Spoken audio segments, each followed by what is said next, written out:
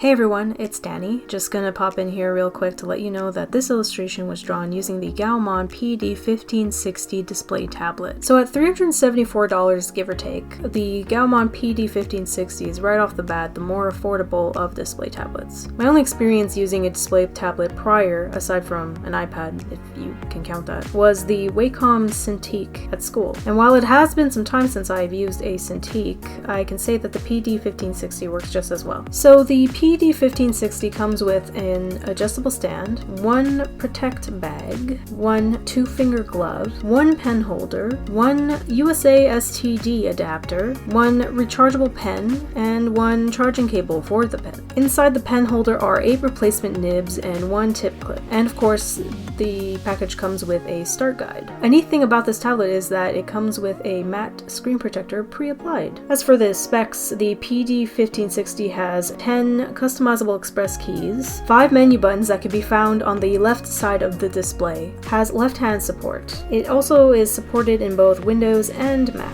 Now the work area itself is 15.6 inches, hence the name PD1560. Pen is lightweight and has 8,192 levels of pressure sensitivity. Even though the pen is rechargeable, don't let that deter you because the battery life is fairly long. I only had to charge it once while working on this illustration, which took me several hours to complete. If you find issues with the pen pressure or your pen being not read at all, I would suggest reinstalling the driver and you should be good to go. Now the cursor and the true placement of the pen don't quite line up on the display, but I personally didn't find this to be a hindrance or a detriment, and I would just suggest recalibrating the pen if you want it to line up as closely as possible. Another thing I need to touch on is for fellow Mac users like myself, you will absolutely need an HDMI adapter. This tablet works best when plugged in directly, and a USB adapter will not do. Thankfully, these dongles aren't very pricey. Also, this tablet has dual and tri-monitor support, so you can have all of the displays. Now, I only tested it on all of my usuals, so I can only say that it works fairly well for Photoshop, Creative Cloud, Clip Studio Paint, and TV Paint Animation Pro 10. So, in conclusion, would I recommend the GAOMON PD1560 display tablet? Absolutely. Honestly, I found that working on a display tablet has seriously improved my workflow and has made for a more natural drawing experience overall. But, being broke as fuck, I seldom considered investing in a display tablet before.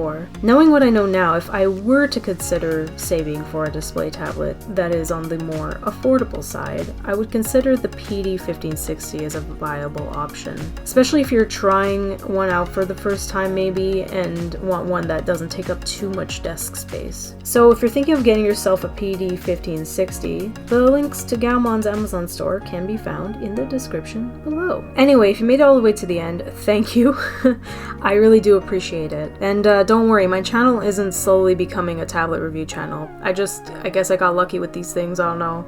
I'm honestly grateful to GAOMON for sending me this because it really has improved things in terms of my workflow and just working on my projects. Everything's just better. So I thought I'd tack this review on to a Speedpaint video so it wouldn't just be another random tablet review video. This illustration actually is a mock-up cover for that Wolf Song comic I've been planning. You can find links to the full image and such in the description. And if you want to be kept up to date with my projects or would like to support me making them, consider becoming a patron. It really does help me out. In any case, more stuff is coming within the next couple months, so stay tuned and stay awesome. Bye!